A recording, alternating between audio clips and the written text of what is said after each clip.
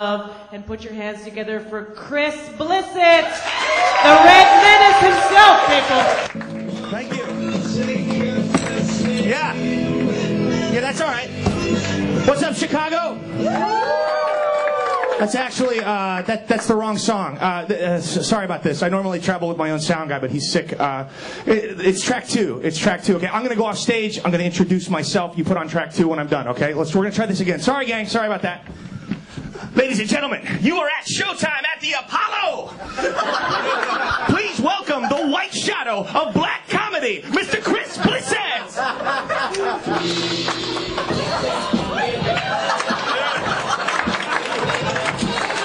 What you talking about? Dino? You mind if we dance with you? Days! You know, that's a little racist, man. It's not your fault, okay? It's not his fault. Don't get mad at him. But that's not really me, man. That's not my kind of thing, man. It must be the next track, okay? Let's go try track 3. I'm going to introduce myself again, okay? Hang on, everybody. Hang on. All right, people. He's near. He's here. Get used to him. Chris Blisset.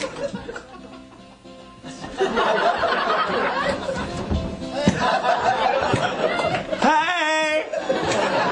Hickory dickory! This dude was sucking my... That's just offensive, man. And I don't want you to blame yourself. This is not your fault. It's not his fault, okay? Let's just try it again, okay? Just try track 4. I'll introduce myself again, okay? Hang on.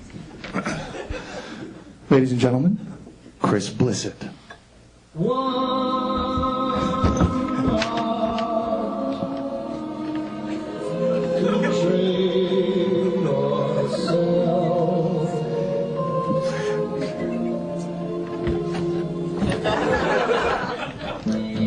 Ladies and gentlemen, you are at the Lincoln Lodge.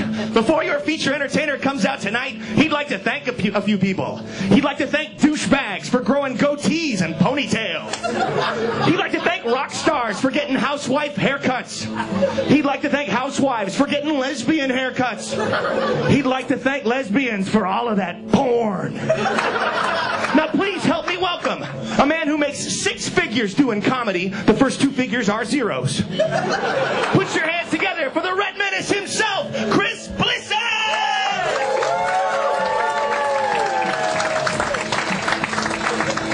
Yes, Chicago! That's the one!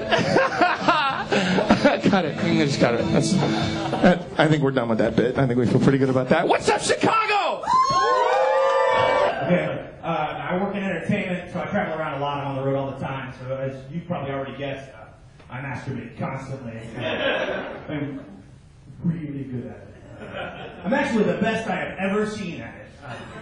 I don't even need porn anymore. At this point, pretty much anything will do. A Double McDonald commercial, reruns of Saved by the Bell, Gilligan's Island, Golden Girls, Little House on the Prairie. Not the young one, the blind one. I told that story, and you're a good laugher. I love you.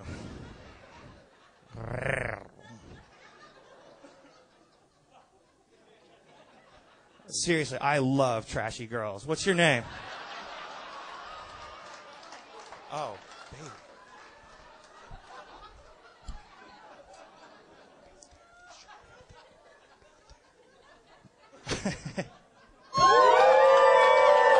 Who do you like best so far? Is it me? I had a feeling. All right, some of you are new, so I'm going to hip you to who I am and what I do.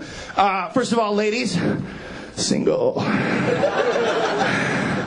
Yeah, no, I used to be married, but I'm not anymore. And when I'm getting to know ladies for the first time, I tend not to tell them that because women view that as failure. But it wasn't failure. I was married.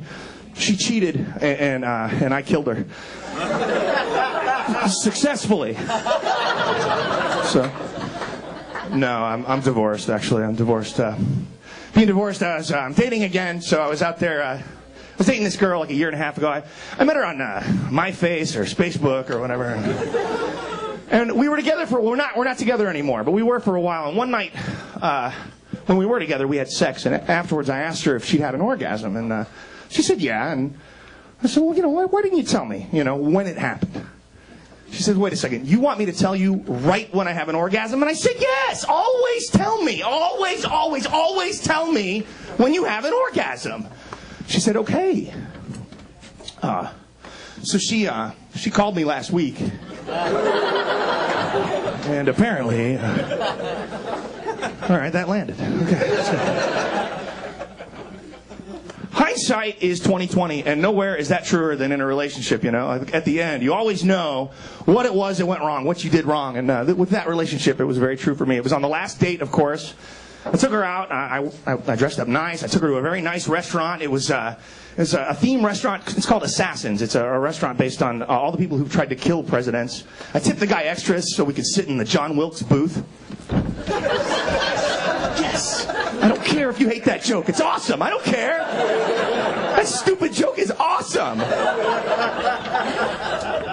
Oh, back to the real story. And so, you know how at the beginning of a relationship, you pretend to be a good person, and then you get a ways in, and you start to let the real you out. Well, this was that phase of the relationship. I was letting out the real me, and the real me is a dork. And I was telling her about this. All these young kids from school will know about this. The planet Pluto is what? No longer a planet. The kids didn't know. The grown-ups in the front knew. Crack the books, kids. The planet Pluto, no longer considered to be a planet. It has been downgraded to dwarf planet. I am fascinated by this. That makes me a dork. My only problem with it is it ruins the sentence I memorized when I was a kid to memorize the planets. It was my very elegant mother just served us 9 pies. And each word represented a planet. Mercury, Venus, Earth, Mars, etc., right? But without Pluto, that sentence is incomplete. I am also a grammar nerd, so that will not do. So my sentence now to memorize the planets is, my very elegant mother just showed us nipples.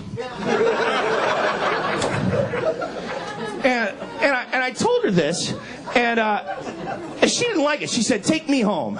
And not in the good way, So I'm driving her home.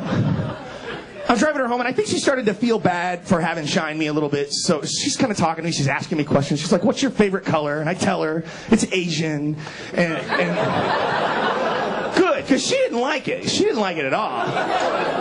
She's like, all right, that's it. Pull over. I'm going to blow Chunks. And so I step on the brake, praying that Chunks is my new nickname. It's not. It wasn't, so single. Divorced, actually, which is different. Divorced is not single, it's single again. You get to appreciate things that you didn't even know mattered to you the first time around. I'll give you an example. I'm in my apartment the other day. I'm peeing. I'm using the stream of pee to knock the streaks of poo off of the inside of the toilet bowl. Right? How are the French fries? It's all right. Can I get up on that? Oh, yeah, hang on. Let me finish this bit. I'm using the stream of pee to knock the streaks of poo off of the inside of the toilet bowl, and I realized I hadn't lifted the seat, right? But what do I care? I'm single, right? But as it happens, I had just masturbated, so I was two-streaming. So it was a mess, right? Big two-streamer over here. And his girlfriend. But I didn't really care. I just finished up, flushed the toilet, wiped the seat off with my sock, and went about my day. So, it's a true story. The Red